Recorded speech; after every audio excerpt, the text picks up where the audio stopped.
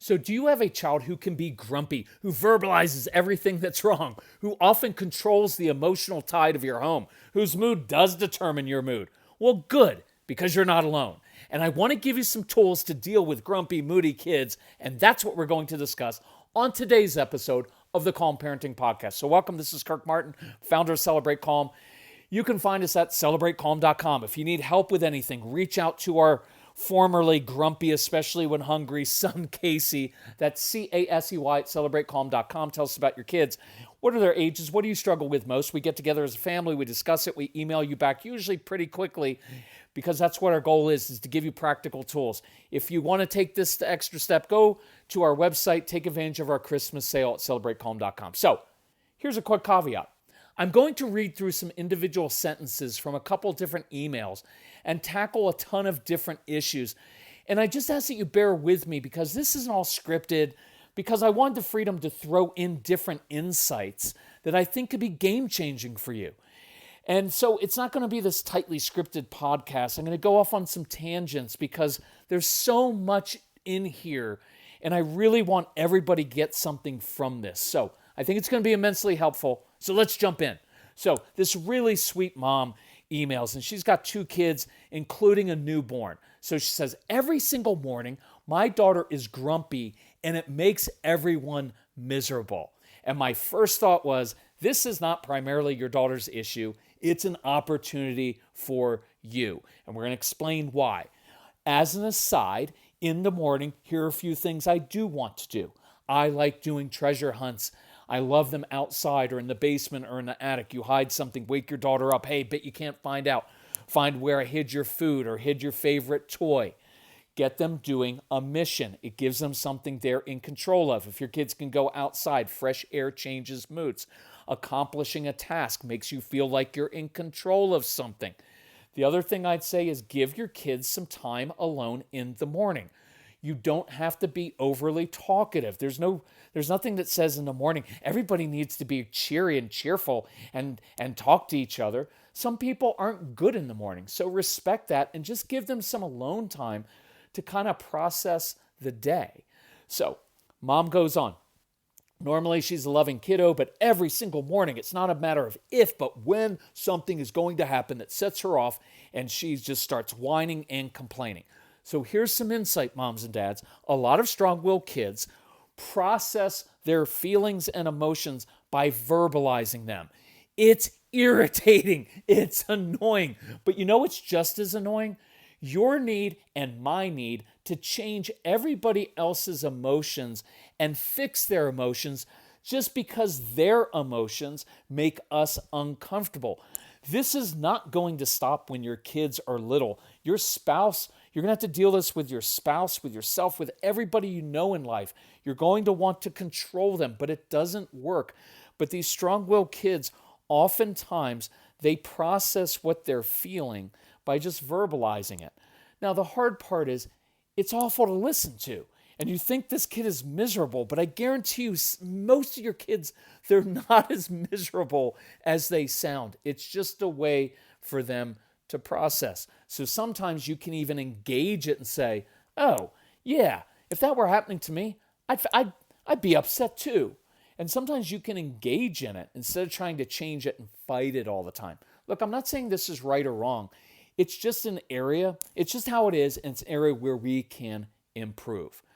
Side note, I'll throw this one in there in the morning. Give your kids something they're in control of, a mission, doing something helpful. I know this sounds kind of weird, but if your kids are older and you could arrange it so a few days a week they could go down to a neighbor's house to deliver something to them, to help them with something, some like older lady down the street or a friend of yours, just getting out of the house in the morning, seeing different people accomplishing a task, it can feel really good. And look, some of your kids in the morning are grumpy because it's just a lot of anxiety over school. For some of your kids, school is one long, endless day of not feeling smart at times, feeling rejected by other kids, feeling like the teacher doesn't like them. Maybe they're not good at memorizing information and school is hard for them. Maybe they have dyslexia or learning differences and it's just hard. Well, if I had to go do that every day, I'd probably be in a bad mood too. So I definitely want to give kids tools for those things. But the real focus of this podcast is on our response to it. So mom goes on. Her brother was born last year, and I've definitely seen a shift in her mood because she's trying to navigate having to share her mom and her room. Well, look, this is very normal. For those of you who have this dynamic, look, I come along. All I know is from the first few days of birth, first months, first years, I've got this mom and dad, or just a mom or dad, are here, and I get their full, undivided emotional intensity. I am their world. That's pretty cool. And then along comes this other kid that nobody consulted with me about this, and along comes this other kid who's taking a lot of energy from my parents. Everybody's doting on this cute little child. Well, it's normal that a child would be thrown off by that. Here's something a little bit different I want you to do. I want to reframe her role within the family away from competing for mom's attention. So I really like dad, in this case, if dad's involved, giving the daughter some special grown-up responsibilities, something baby brother isn't capable of doing. Oh, you know what? Your little brother can't even tie his shoes. But you know what? You can do X and Y. Hey, could you help me with that? So here's the little shift. It's not just saying, oh, I could use some help because I'm so busy with your baby brother. Well, now I'm competing with my brother, my sibling, for attention. I'm actually pulling the child aside kind of into my side of the world and saying, oh man, you're so grown up. Man, you can do things that your brother can't do. I could use your help with that. So it shifts it a little bit. I like that. Okay, mom goes on. Any challenge we give her melts into, it's too hard. She gets annoyed if I ask her to help with baby brother. That's what I was just mentioning. I don't want to ask her to help with her baby brother. He's competition. So I'd rather it become some kind of challenge or grown-up job she does in the house. I hope that makes sense. Mom says, hey, holding her in physical touch helps when I can. Good. Maybe start the day with a good sensory hug and a squeeze. That's why I love the obstacle course in the morning, right? Bet you hide the food out in the obstacle course or in the basement, but you can't find it. You've got to crawl under, crawl over things, push, pull things. I don't care if it's go out and shovel some mulch. Some kids love that. Do it. The physical intensity is really good. I would give her positive physical intensity right in the morning because that's settling for her body. And for our sensory-seeking kids, as an aside as well, you're going to find martial arts, swimming, and gymnastics are really helpful. And these are primarily individual sports, which is also better for many of our kids. Okay. Moms and dads, I bet you can relate to this email. Kirk, my son is just like the kids you described in your podcast. He comes home feeling defeated after school, feeling like he isn't smart. But I got him Crunch Labs, and he loves it. Building the new toy and watching Mark Rober makes him feel smart. And then he explains, talking a million miles a minute, like our kids do, all the cool science facts he's learned. It's like I get my real kid back when he's building his Crunch Labs toy. And that is exactly why I was so psyched when my niece first told me how her son loves Crunch Lab. Confession, this is the one sponsor I wanted more than any other because it's such a perfect fit for our kids. So go to crunchlabs.com/calm and you'll see why. Crunch Labs is a STEM monthly subscription build box for kids. Your kids get a really fun toy in the mail every month. And what kid doesn't love that? And then they put it together by watching a step-by-step video from former NASA engineer Mark Rober, where he teaches all the cool physics that make the toy work. Mark's passion is helping kids think like engineers. And this helps your kids develop resilience and problem-solving skills while having a ton of fun. Get your kids something they will actually love, use, and look forward to getting all throughout the coming year. Build your child's confidence now. Visit crunchlabs.com/calm and get your kids Crunch Labs today. Moms and dads, do what I'm doing this year to completely eliminate your own stress over buying gifts for relatives who already have everything. Get them Skylight digital picture frames. This is the perfect Christmas gift, and now you can get $15 off at skylightframe.com/calm. Skylight is a touchscreen photo frame you can send photos to straight from your phone, and they appear in seconds. My niece doesn't know this yet, but I bought her a beautiful Skylight frame as a Christmas gift, and I'm using the gift mode feature to preload these amazing photos of her awesome little boy and the grandma she so adored right into her frame. So when she opens her gift and plugs it in, she's going to see these magical memories immediately, and I will continue to reign as her favorite uncle. As a special limited time offer for our listeners, get $15 off your purchase of a Skylight frame when you go to skylightframe.com/calm. To get $15 off your purchase of a Skylight frame, just go to skylightframe.com/calm. That's skylighthtframe.com/calm.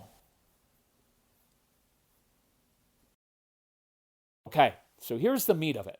Mom says, I just want the grumpiness to end. She always finds something every morning to get really grumpy and mean over, and it makes me not want to get up in the morning.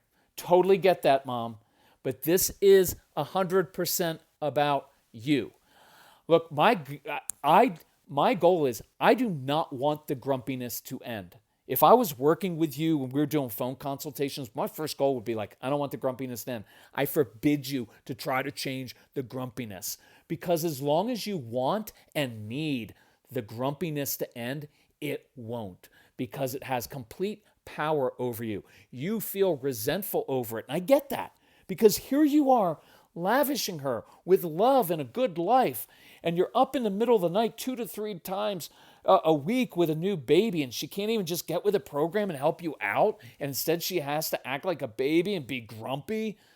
And on top of that, maybe that makes you feel like a failure as a mom, like you've done something wrong or you're not doing something right, even though you lavish her with hugs and have a baby and a dog and a husband and you wear yourself out and she can't even be pleasant in the morning, right? That can really mess with you inside. And moms and dads, I want you to know, especially with the strong-willed kids, they came out of the womb like this. It's not like you did something wrong. I hate all the guilt we put on parents, and especially sometimes in religious circles, right?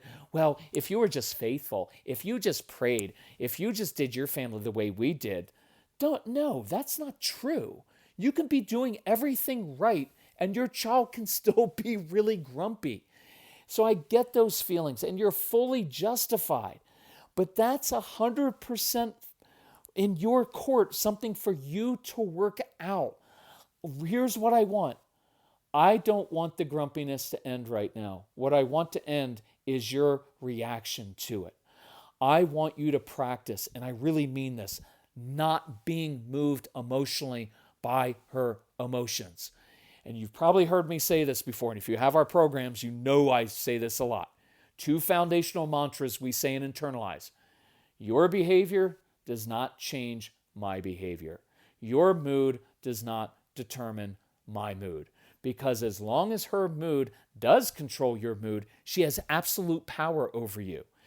And my gut tells me there's some dynamic here that you two actually feed off of each other, right? I had this dynamic with Casey. And a lot of moms have it with their daughters. It's like she reminds you of yourself.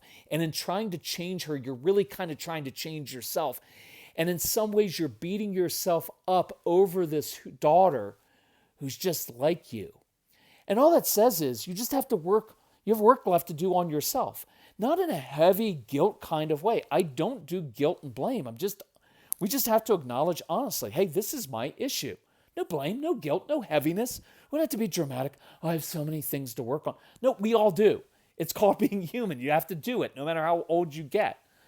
So I want you to be gentle and kind to yourself as you do this because you've got a lot going on. So in all of our back and forth, here's a little aside, in all of the back and forth with this mom, here's something that struck me. She never mentioned the role of her husband. And that happens a lot where moms take on everything. And I get it. Sometimes moms take it on because it's too much work, because husband sabotages things, or you try and then your husband doesn't even listen, or he dismisses your concerns, or he thinks you're too soft on your child. All those things. I get that. But man, I really need to get the dads involved in a positive way, taking on more of this so that a busy mom has breathing room to do some self-care. That's for a separate podcast, but it's important. So, mom goes on. It's not just that she's grumpy. It's not just that she's grumpy that's hard to deal with. It's the fact that she berates me and says all kinds of mean things. Her new favorite is, I hate you. Okay, this is for all moms and dads, and I'm going to be tough on you with this. And I say this with compassion, knowing this is hard and you're doing your best. You got to grow up with this stuff. Stop taking it personally.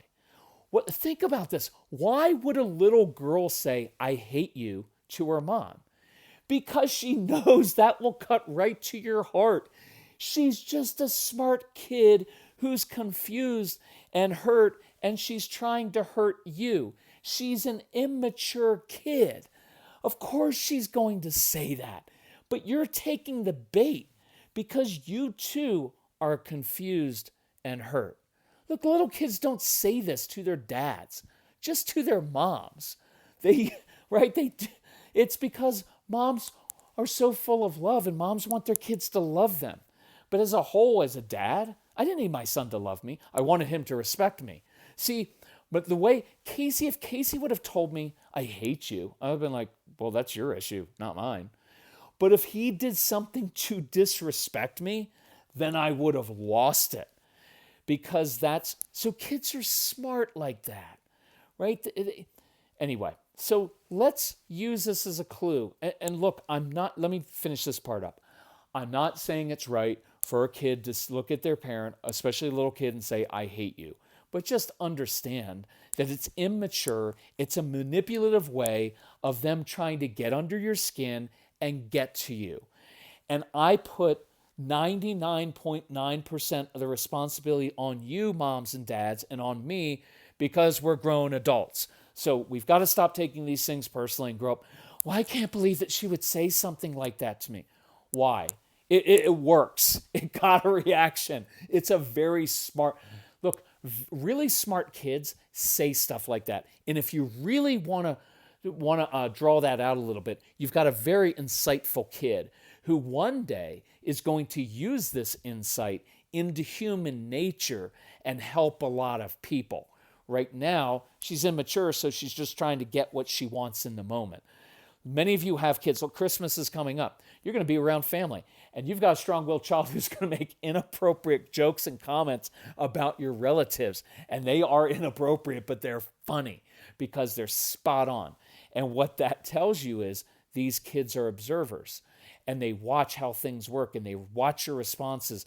They tinker with Legos, they tinker with things, and they tinker with your brain. And it's up to you to smile about this and not be moved by it and take it so personally. Let's use this as a clue that we have some work to do on ourselves to heal some of those past wounds from your childhood, from some of your relationships. See, when your daughter says things like that, she's not mad at you. She's hurt and confused, and she's looking for clarity. She's also seeing how you react, and you do react every single time. Look, it's a mystical dance, so to speak. To me, it's kind of like God's way of bringing people, even little people, into our lives to shine a spotlight on areas where we need to grow. And if you can receive it this way, it's a beautiful gift, because all of this will help you be free from your own immaturity and establish a really close bond with your daughter. If your kids just did whatever you wanted all the time and you never got pushback, you wouldn't grow. And this isn't like a self-helpy thing, like, oh, be thankful that your child is so difficult. No, but it's a mature way of saying, like, yeah, this child is actually putting a spotlight on immaturity in places I need to grow. So rather than trying to fix the child and trying to make them different, I'm going to work on myself. Look, this entire dynamic is what led to Celebrate Calm and my own transformation. I spent the first 9.5 years of Casey's life trying to change him until I finally discovered and owned the fact that I was the one who needed to change. I always thought he was the issue, but it was me. And I never would have changed had it not been for that hard-charging, strong-willed, emotional, explosive child we had, who also was kind of grumpy when he got hungry. So later on, I had this interaction with his mom, and she said, look, if I show the slightest impatience and get annoyed at her, she tells me rudely to be nice, which is a phrase I've often used on her. And so I wrote back, I said, she's a little you. Look, these kids are so sensitive. So when we show that impatience and we get annoyed, they take it on. It's kind of like their teachers. How many of you have kids? First day of school, they come home. Mom, my teacher doesn't like me. They can pick up on that stuff. It's a huge trigger. And that's why I want to work on myself. Otherwise, it will escalate all the time. And so the mom wrote and said, how the heck did a little kid get this much power over me? Did I set myself up for failure when I pretended to be sassy in our games? And I wrote back, yes, you did. Because you've been telling your daughter, right, you need to be nice. And then mom, when you get frustrated and you're not nice to her, she's just repeating back to you the same thing. I'm telling you, that's what strong-willed kids are going to do. We once worked with this family. This is awesome. Had actually a lot of families whose kids did this. When the parent was like, I'm going to give you a consequence. And the child said, oh yeah? Well, I'm going to give you a consequence. What are you going to say to that? It is awesome. So this entire interaction leads somewhere deeper, and we're almost there. But let me recap a couple ideas before the deeper stuff. So my goal for you and for this mom would be this. Number one, change the entire morning routine. Find a way to say yes to something your daughter is good at and enjoys first thing in the morning. Give her some positive intensity first thing in the morning, even intense physical hugging, holding, or squeezing for a couple minutes. Find a way to, yes, give her some kind of job to do, older adult type job even. Number two, in the morning, change your expectations and your attitude toward her. So, she's a moody morning person. Roll with that. I've known plenty of people like this in my life. So what do? I give them space and time to themselves. Because you know how annoying it is to say, why don't you want to talk to him in the morning? That's annoying, right? So I just don't talk to them. And a little side note, stop talking so much to your kids in the morning or after school. That's annoying. Just because you need that interaction doesn't mean they should be obligated to have that. So maybe they don't have that need. So respect that. And don't say they're rude just because they don't respond the way you want them to. Give them a little space. I promise you, you know this with a strong-willed child. If you try to force something and demand something from them, they always resist. If you control yourself and go about your morning or your afternoon, you create the environment in which it becomes safe for them to come in, and then they will open up. But you drew them and you led them instead of forcing them. That's a whole podcast on that, right? So I had a note in here that maybe you're the rude one for forcing them into conversations they don't need or care about. I know, but when I was a kid, my mom taught me when someone addresses you, I get that. So model that. But your mom was probably also a little bit rude and a freak too. So chill with that. Give people space. Number three, what I really want you to work on this coming week, and you're going to hate me for this, but it's huge. Change your goal. You said you don't want your daughter to be grumpy. I'm okay with her being grumpy next week. Let her be grumpy. My goal is for you to not react to it. Don't try to fix it. Don't give her a suggestion, right? Honey, here's something you could do. That's annoying too. People don't like to be fixed. It's condescending. Don't frown. Don't plead. Don't react. Let her whine and complain. Go about your business, and as you walk by, you could say this, you know what, you're so smart. I know you'll figure this out. And then go play fetch with your dog or her. I once joked about that with a family and said, why don't you play fetch with your child? And they actually threw something for their child to go get, and he actually occasionally came back with it in his mouth. I don't care. If it works, do it. And then you go about your business. And so This is where it gets even deeper. I had written the following.